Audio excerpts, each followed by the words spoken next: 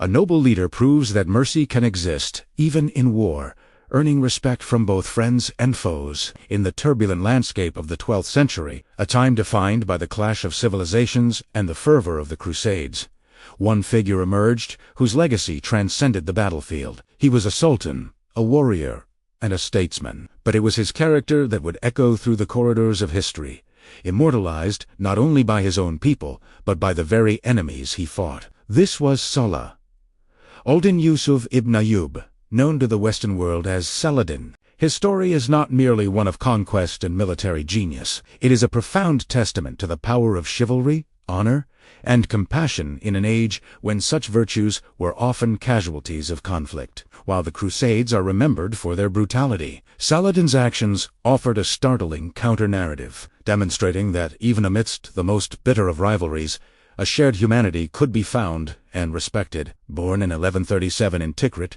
in modern-day Iraq, Saladin's rise to power was neither swift nor guaranteed. He was of Kurdish ancestry, part of a military family in the service of the Zengid dynasty, which ruled over parts of Syria and northern Iraq. In his youth, he was reportedly more interested in religious studies and scholarly pursuits than in warfare.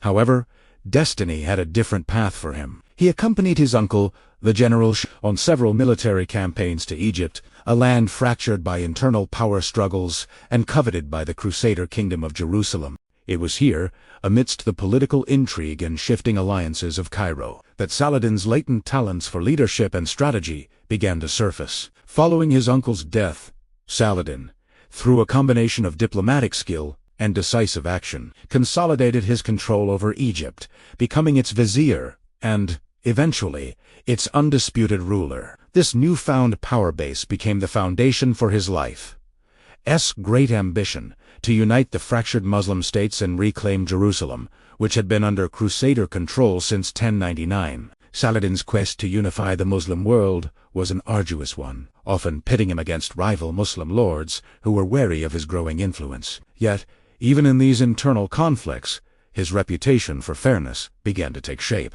He was known to be generous in victory and reluctant to shed unnecessary blood. Once his authority was established from Egypt to Syria, he turned his full attention to the Crusader states. The decisive moment came in 1187 at the Battle of Hattin. In a brilliant strategic move, Saladin lured the main Crusader army, led by Guy of Lusignan, the king of Jerusalem, into an arid, waterless landscape. Exhausted by heat and thirst, the Crusader forces were encircled and systematically destroyed. The defeat was catastrophic for the Franks. Their military power was shattered, and the path to Jerusalem lay open. The aftermath of Hattin presented Saladin with a critical choice, one that would come to define his legacy. Among the high-profile captives was Reynold of Chatillon, a Crusader lord infamous for his cruelty and his repeated violations of truces. Reynold had mercilessly raided Muslim caravans, even attacking pilgrims on their way to Mecca, and had once boasted he would march on the holy city itself. For his treachery and brutality,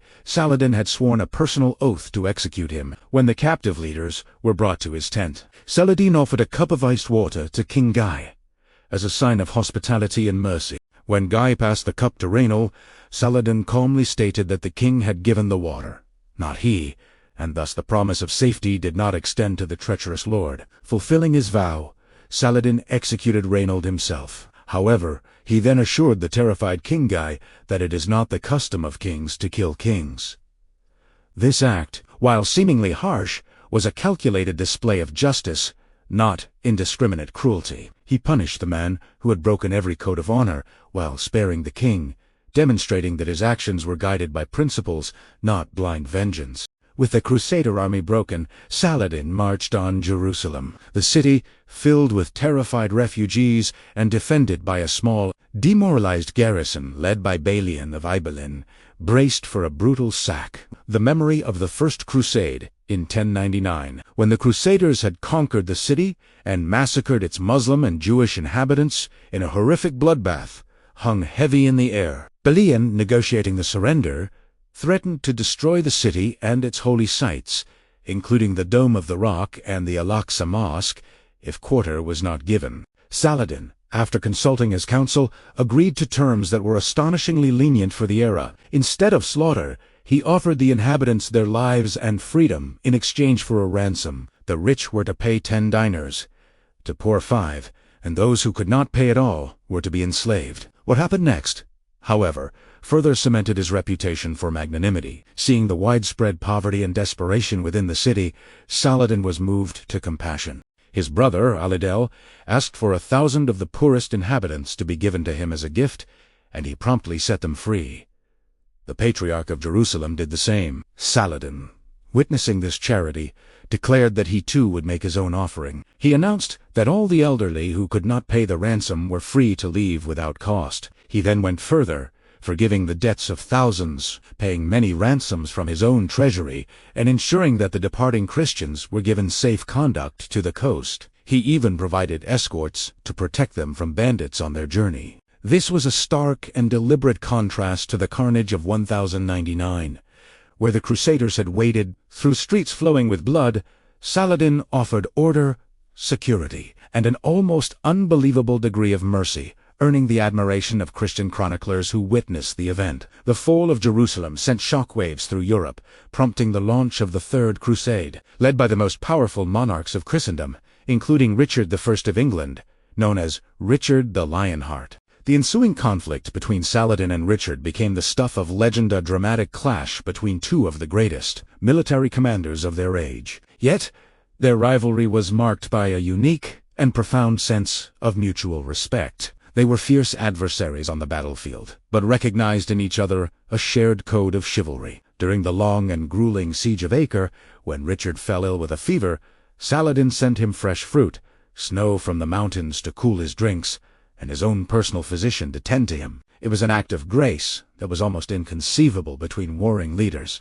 On another occasion, during a heated battle near Jaffa, Richard the Lionheart had his horse killed from under him, forcing him to fight on foot. Upon seeing his royal opponent, Esapedi come in, Saladin reportedly sent 2 fine Arabian stallions into the English lines as a gift, declaring that it was not fitting for so great a king to be unhorsed in combat. This gesture was more than just chivalry. It was a recognition of a shared status and a code of conduct that transcended religious divides. Richard, in turn, while never wavering in his mission, developed a deep respect for Saladin's honor. Their war was hard fought, but it was punctuated by these moments of courtesy and communication, as they exchanged messages and even proposed treaties that included the marriage of Richard's sister to Saladin, his brother. Ultimately, the Third Crusade ended not in a decisive victory for either side, but in a truce. Richard, unable to capture Jerusalem but having secured the coastal cities, negotiated the Treaty of Ramla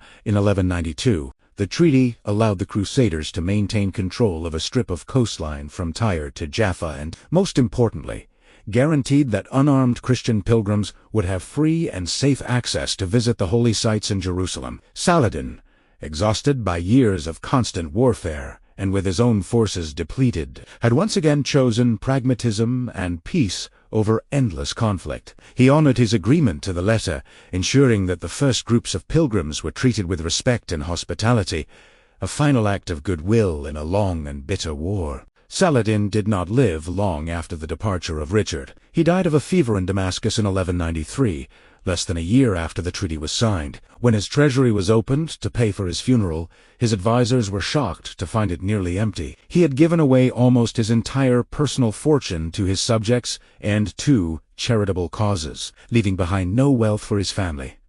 His legacy, however, was immeasurable. He had successfully united a significant portion of the Muslim world, recaptured the holy city of Jerusalem, and held off the might of the Third Crusade. But more than these military and political achievements, he left behind an ideal of leadership rooted in justice, piety, and an extraordinary capacity for mercy. He was a devout Muslim who fought fiercely for his faith, yet he consistently treated his enemies with a level of honor and humanity that they themselves rarely reciprocated. His story became a powerful symbol, not of division, but of the surprising and noble connections that can be forged even in the heart of war. A noble leader proves that mercy can exist even in war, earning respect from both friends and foes.